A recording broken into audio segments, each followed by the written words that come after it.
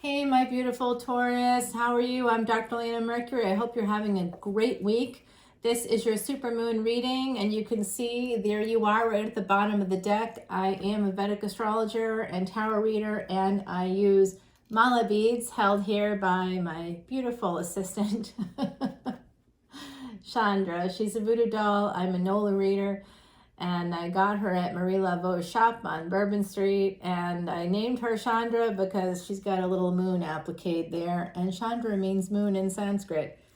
I use these beads to count out my shuffles 108 times, and I do mantras every time. So I'll do a shuffle, I'll say Taurus, and then I'll say Om Namah Shivaya or some other mantra. Today was Om Namah Shivaya. Why? Because, of course, today that movement from being in conjunction with Rahu, or the North Node in Aries, now moving into Taurus, your sign. So Mars is currently in your sign. You might be feeling a little more motivated.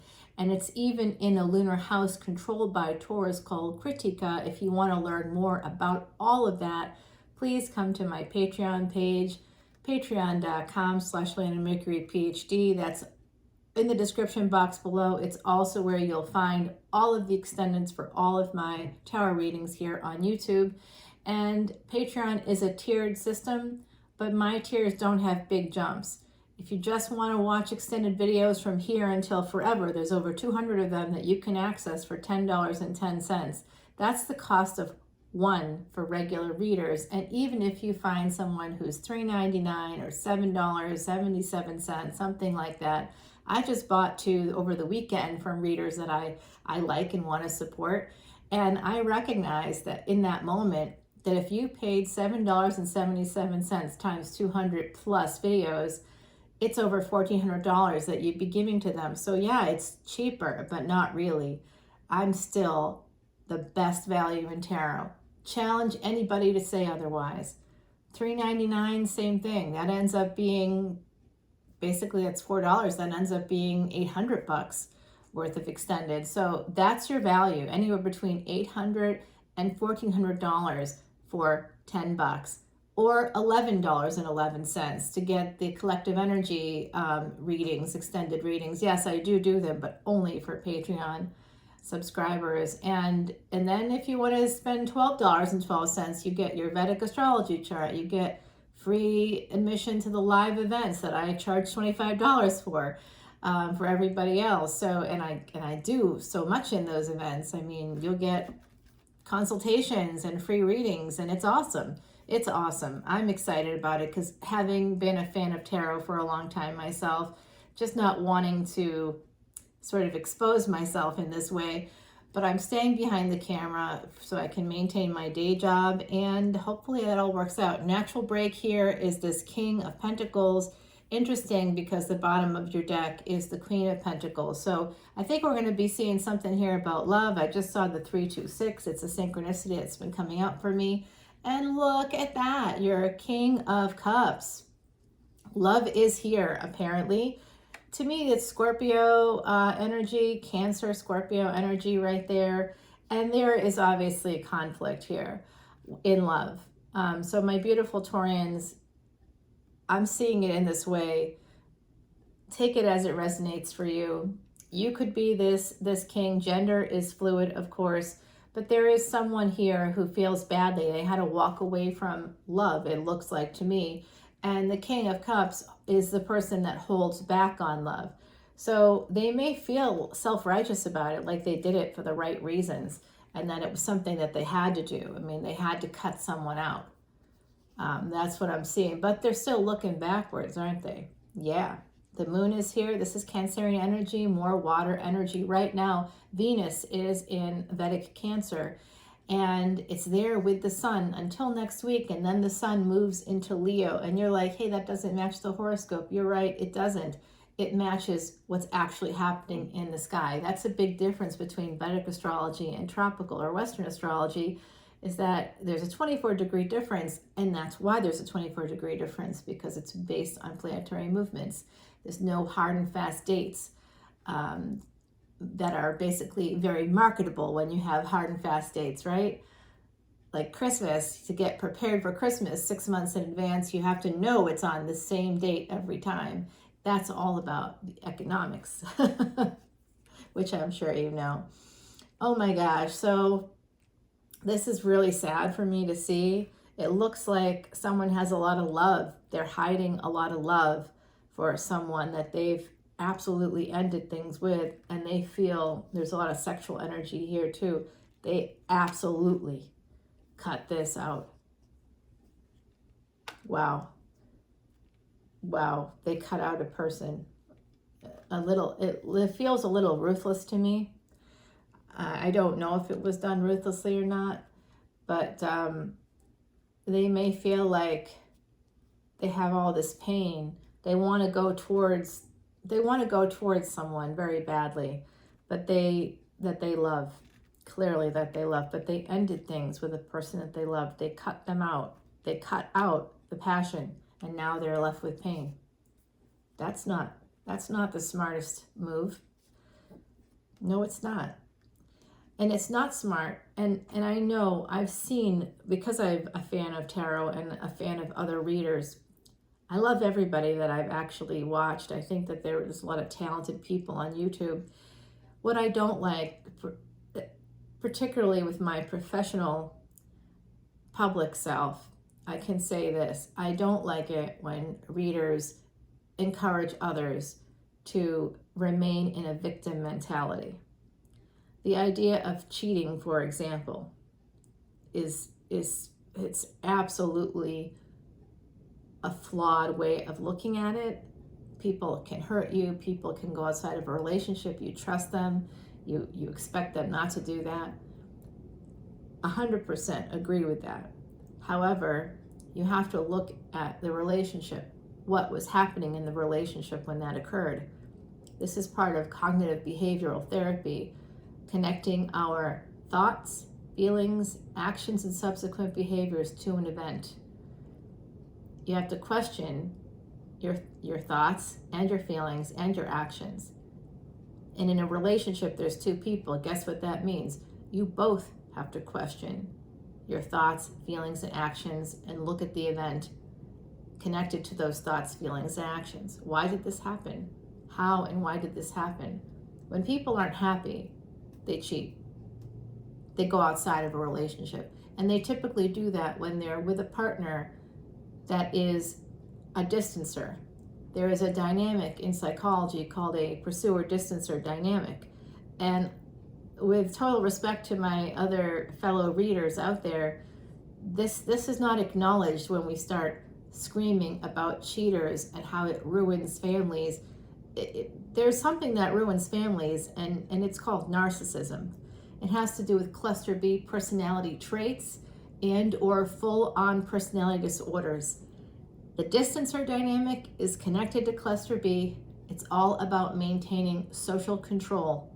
That's why people distance themselves when a partner who's coming at it from an open space, looking for love in the right places, but it's not being returned. So on this channel, we are not about judging others. We are here because people matter more than problems.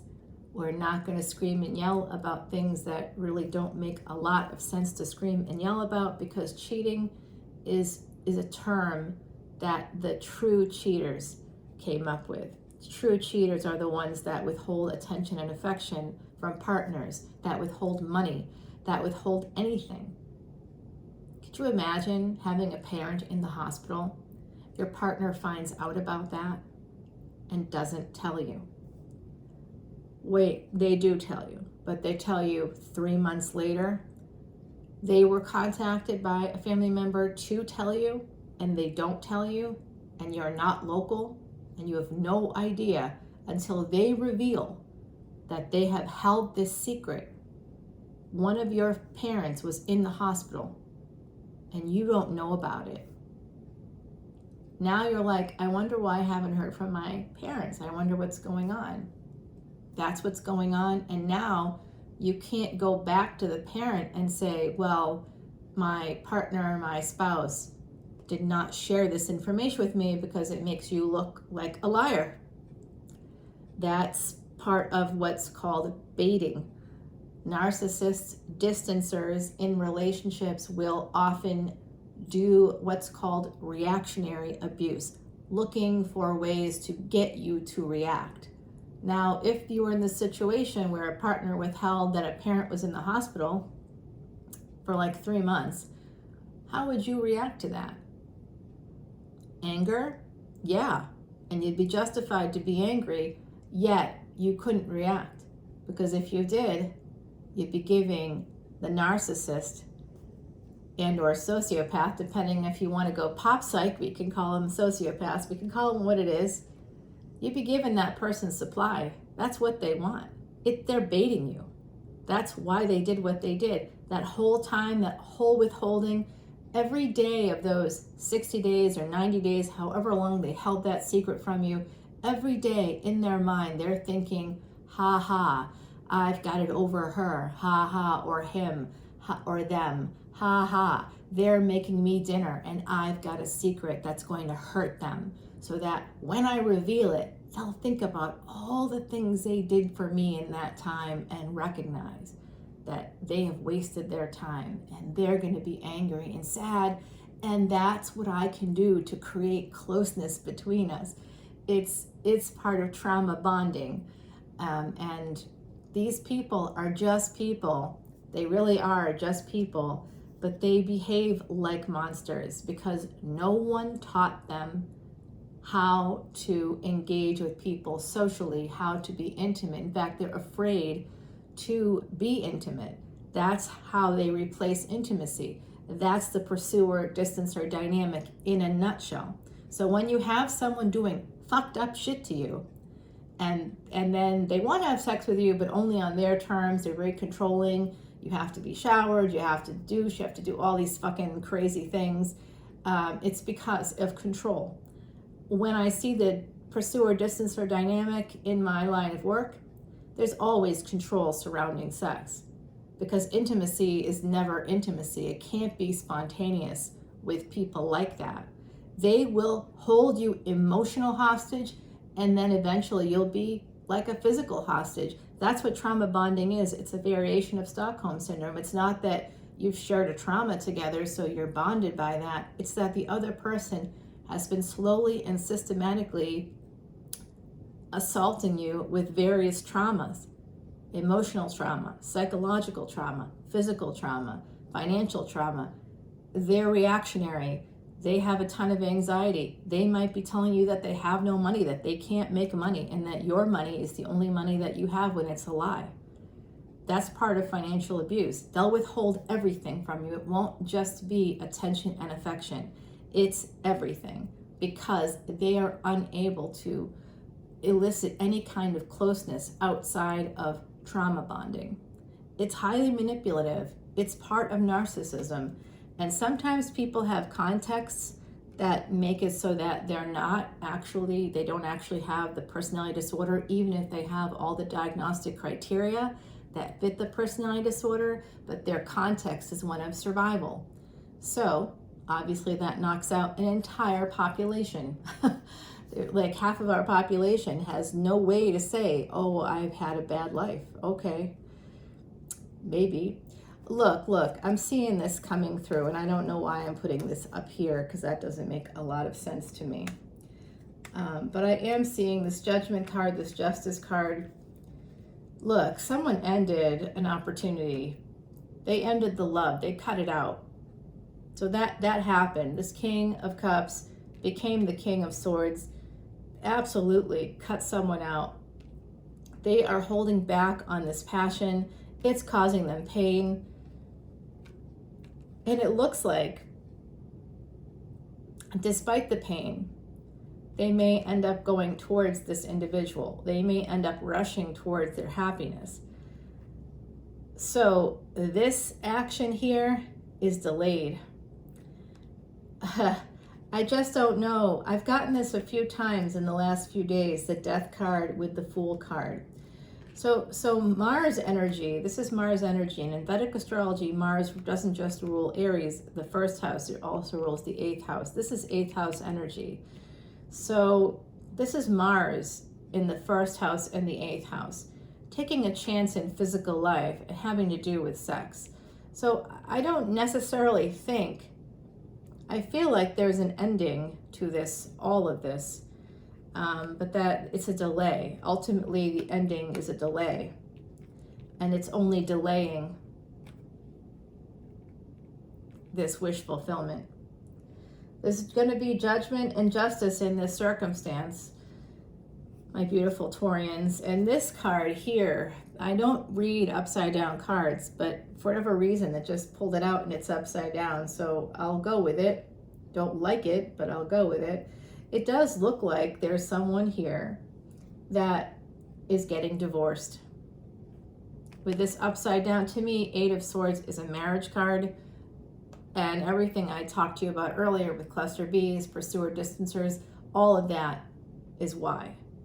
I feel like sometimes when we marry partners that are the distancers, that withhold anything at all, that is basically like 8 of Swords. You can be blind, you can be bound, you have swords all around you, no matter where you turn. It's difficult, it's difficulty. Because they financially abused you, you might not be able to leave. Because they emotionally and psychologically abused you, you may not be able to leave. You may not, that's part of the sort of silver lining for the narcissists, the sociopaths out there. Man, do they love it when you keep yourself trapped, when they're like, oh, you're free to leave anytime you want, but you don't feel like you are. You feel scared by them. And you'll notice they'll continuously say fear response kind of stuff. They'll say to you, oh, you know, you should be careful driving around now because there's all these carjackings and it's happening everywhere. And even in the nicest places, it's happening. So when you go here on your own, be careful. It's all to incite fear, to elicit that fear response in you, so you don't leave home. You don't go out at night. You don't go anywhere because you're afraid. That's the 8 of Swords. You're stuck. You're blinded. You've got a blindfold on, though. You've got a blindfold on. You're not blinded. You've got a blindfold on. You can remove it. You're bound here, but there's also a couple of swords in front of you. You could easily cut through the binding. It's pretty loose if you look at the card. So this is someone getting out of a marriage, having the strength to do that with the Strength card. I like that energy. Hashtag roar, everybody.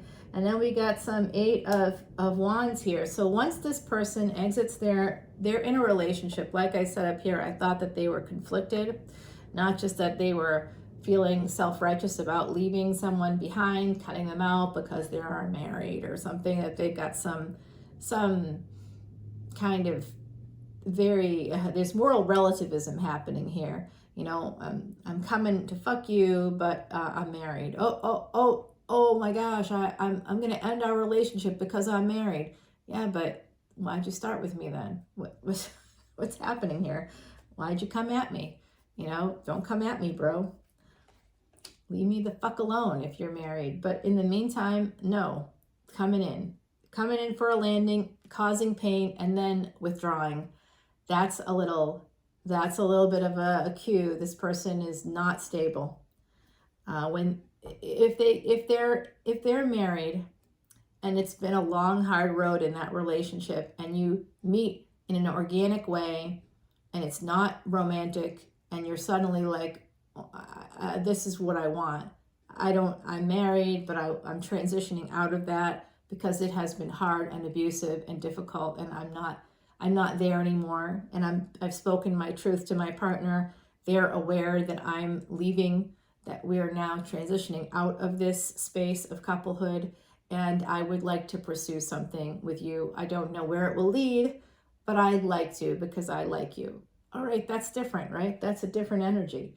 But what I'm seeing here is somebody that's in denial about it, knowing that they need to survive. the situation. So they need intimacy, they need connection, they need acceptance, they need love coming in for it. Boom, and then done. Oh, I've got my shot of intimacy. I'm good. Yeah, that was great. Thanks, hon. Thanks, but no thanks. I can't see you again. Sure. Yeah. How's that karma gonna go for you, bitch? We'll see. You want to talk about bad karma? That's not gonna get you anywhere fast. Oh yeah, and you see, look at that. This person is coming in a big way. This is my, I'm going to try to put this together for you. Oh boy, Taurus. What is up, Taurus? I will tell you what's up. The pandemic has made people a little bit stir crazy. They're not acting right. Can I get this way? Maybe I'll try to do it. It's not very good, but I'm not very good at this, but holding the cards is hard. All right, so you can see this is the end point here. We got an apology coming in, a stable new beginning. This is the Page of Pentacles, and this is Saturn energy coming in. The wheel is turning. Why? Because there's a past connection here. And the Eight of Wands is coming in for victory. And the Three of Cups. Damn, I'm going to stop it here and take it to the extended because that's sexy energy. I think someone ended something hastily because Angaric Yoga ended in the last 24 hours. So they may have gone towards that person during Angaric Yoga, which started June 27th. It just ended in the last 24 hours. And the supermoon's coming up. So this person was super hasty. They may have Aries in their chart. Possibly. And now that it's in lovely Taurus, and now that you guys are driving the love train, they're going to be coming back. Because there's nothing that Taurus likes more than sensual sex. You guys like it slow, you like it fast, you like it hard, you like it soft. We all like it hard, but oh, don't be sending me any weird messages now. Come on. I'm just making a joke. But it's still the truth. That's why it's funny. That's what makes jokes funny, when they're true. Okay, so they really want me to hone in on this aspect here. Yeah, this particularly, they want me to, they're trying to show the other side. Thank you, ancestors and angels, and thank you to everyone over there. Om Namah Shivaya. It does look like they just want you to focus on the fact that this opportunity, this leap of faith, you may have taken the leap of faith, but it wasn't in vain. If things ended for you, if they haven't yet ended, you probably see it coming, especially if it's with a person that may have another partner. If they're not physically attached to a partner, they could be energetically attached. I've had those moments, those friends that are like, well, I'm living with my baby mama. We're not together, but we did just go on vacation together because I felt bad because she does so much work for me. And I'm like, oh my God, you're so in a relationship. And then they're like, yeah, but I'm not really, I can date. I'm seeing someone on Friday. I'm like, oh my God, dude, you got to take it down about 50 notches. Speak your truth. If you don't want to be attached to this woman or person, in this case, it was a woman, giving you all this domestic bliss, including a child, and you're like dating and then taking them on vacation, talk about mixed messages. That's a person that does not have, they're delusional as well. Be careful about getting into relationships with people that are not seeing their own situations clearly. If they're describing things to you, this is what I noticed with a friend of mine recently who I respect very much and actually love very much. I really have a lot of deep feelings for this person and a lot of respect for them, professionally and otherwise. But they aren't verbally being honest about their situation, and every time they'd forget what they told me or what they didn't tell me, and then something would come out in conversation, like, basically, just as an example, my partner is gone for 4 months out of every year. What? Yeah, they go back to back to where they, where they were born, and they stay there for 4 months every year. I'm thinking, you're probably thinking, and this same partner doesn't like to have sex. There's a whole thing about sex. It's the distancer, pursuer, distancer dynamic in a nutshell over there. And then, I'm thinking they're not having sex with you because for 4 months out of the year, they're fucking a high school girlfriend or boyfriend or whoever it was that floated their boat. That's not you. You're the money person. They're using you. They don't see it. They're like, oh, they're so great. They're so caring. I'm going, you're delusional or you're completely lying. And the look on my face, unfortunately, you can't see my face, but I have no poker face. And so the moment that they admitted what was happening there, my face must have completely changed, because they're like, oh yeah, but it's fine. It's been like this for years and it's all good. And I'm like going, how the fuck is that all good? That's not a partnership. That's you letting this person go on a 4-month vacation every year while you work, while you take care of the house, while you take care of the family, and they're off probably fucking someone else the whole time and coming back and telling you no. Yeah. So that's the kind of crazy shit that people can do. And it's been happening a lot more since the pandemic. So I'm taking it to the extended. Do you want an oracle card? And some of you are saying, I want to hear those singing bowls. This action that's happening here, this is fate. This is fated. My beautiful, beautiful Taurus. It is fate. It's like an egg that's been laying in a nest and it's waiting to be hatched. This is about someone escaping. This is a fox energy, number 13, and I like that because the death card is 13.